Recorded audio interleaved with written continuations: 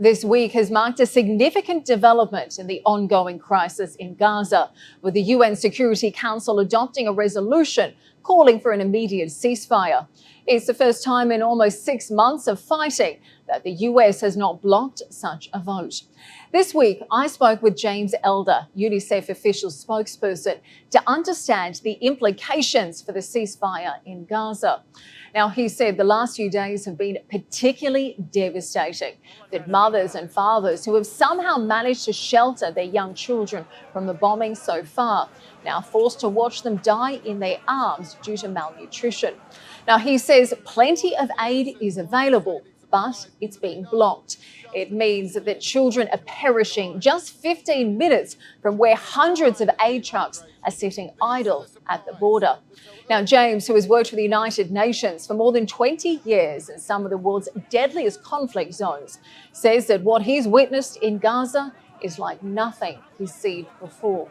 And he says whilst there was huge hope initially from the international community after the Security Council passed this resolution, that hope is being drowned out by the sound of bombs falling from the sky every day. He says the last few days have been more deadly than ever before. Yes, there was a profound sense of hope in the hours immediately after that Security Council resolution. And yet what we've seen since then, you can hear the drones or the planes, I'm not sure, what we've seen since then is more children, more innocent kids, time and again, who are victims of these bombardments. And by victims, I mean the burns and the shrapnel and the broken bones. So no, any Palestinian, any Gazan here is holding on to hope, holding on, pushing through every day, helping each other, breaking the last piece of bread for a family member or a neighbour. But they are literally just holding on, Katie, with so many odds against them. And of course, you are someone who's worked for the United Nations for more than 20 years. You've been located in some of the most deadly conflicts anywhere in the world. Now, you've recently travelled the full length of Gaza and you've described the scenes of what you've seen as utter annihilation. You've said nothing is left behind of cities that were once thriving and busy. So take us through some of the day-to-day realities on the ground. Tell us about some of the scenes that you've witnessed firsthand. Yeah, where you referred to there was Khan Yunis, the neighbouring city to where I am now. I spent a lot of time in there in November, December. Met a lot of people, spent a lot of time at the hospital, NASA hospital, a lot of time with incredible health workers doing 24, 36-hour shifts in a war zone.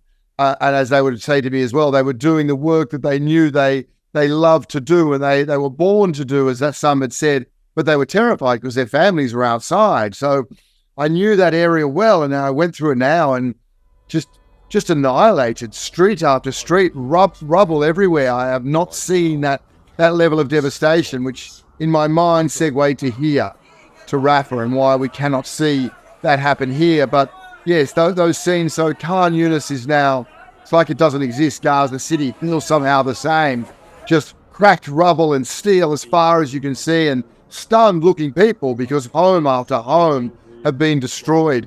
And then in Rafah, it's a city of tents. It's a city of children. This is where families were meant to go to stay safe. And there's a desperation here, but there is a solidarity. People do what they can for each other.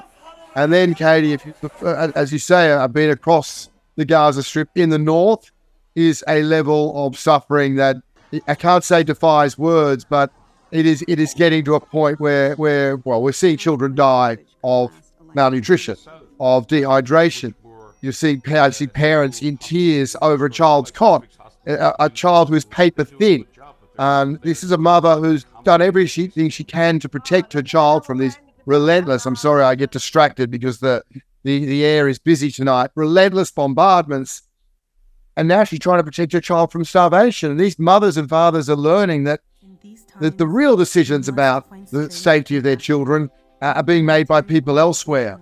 So there is a level of stress and anxiety across the Gaza Strip, and that probably also, Katie, speaks to the mental trauma here of more than 1 million children. And as a child psychologist said to me, we are in uncharted territory here when it comes to the mental health of girls and boys in Gaza. And I think you raised such an important there, because in any conflict, fatalities are devastating. But typically, when it comes to children caught in conflict zones, we see a fatality level at about 20%. It's double that where you are, isn't it? About 40%. And it's absolutely horrifying. You mentioned there about families protecting their children from the bombs, now watching their babies die in their arms due to lack of food and water. I know you said we're seeing severe malnutrition cases, children on the brink of death, skin and bones. And of course, these are the ones who've managed to get to hospital. There's a very big fear about those who haven't. So tell me, what is the situation like now? You're located in Rafah, as you told us. What do you need most in order to save as many children as possible? Yeah, what a great question. A ceasefire. We need the ceasefire decision, the Security Council, to be substantive and not symbolic, because a ceasefire, Katie, does three things. One, it allows the United Nations to flood the Gaza Strip with humanitarian aid, and we can turn this imminent famine around. The second one, of course, is get the hostages home. Get their children here somewhere underground or whatever horrendous torment they are enduring. End the torment. Get hostages home. And then, of course, as you mentioned, the idea of a mother and a child night after night lying in bed, not knowing for very good reason if they're going to wake up in the morning, not knowing if they're going to wake up from rubble, not knowing, as the family I saw a number of days ago, a mother lost a leg from a bombardment and her husband lost 2 limbs from the bombardment, and their child was critically ill, critically injured next to them. A ceasefire means families, a mother and a child, can go to bed with absolute certainty that they will wake up. They haven't had that for many months.